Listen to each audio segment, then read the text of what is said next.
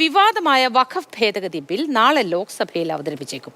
കേന്ദ്രമന്ത്രിസഭയുടെ അംഗീകാരം ലഭിച്ച ബിൽ ഈ പാർലമെന്റ് സമ്മേളന കാലത്ത് തന്നെ പാസാക്കി എടുക്കാനാണ് സർക്കാരിന്റെ ശ്രമം. എന്നാൽ പുതിയ ബില്ലിനെതിരെ ഒറ്റക്കെട്ടായി പോരാടാനാണ് ഇന്ത്യ സഖ്യ പാർട്ടികളുടെ തീരുമാനം. വിശദാംശങ്ങളുമായി അനൂപ് ദാസ് ചേരുന്നു.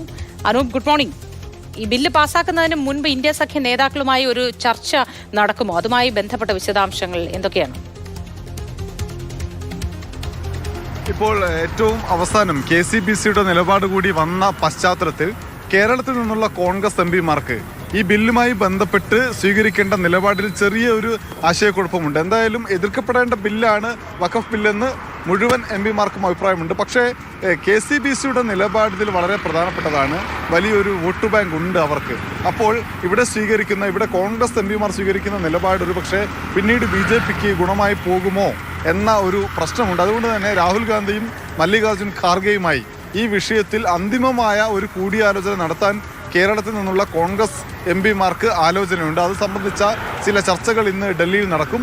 ഒരു പക്ഷേ ഇന്നോ, അതായത് നേരത്തെ അജണ്ടയിൽ വെച്ച് തന്നെ ബില്ല് സഭയിൽ അവതരിപ്പിക്കണമെന്ന ഒരു ചട്ടവും നേരത്തെ പല ഘട്ടങ്ങളിലും BJP പരിഗണിച്ചിരുന്നില്ല.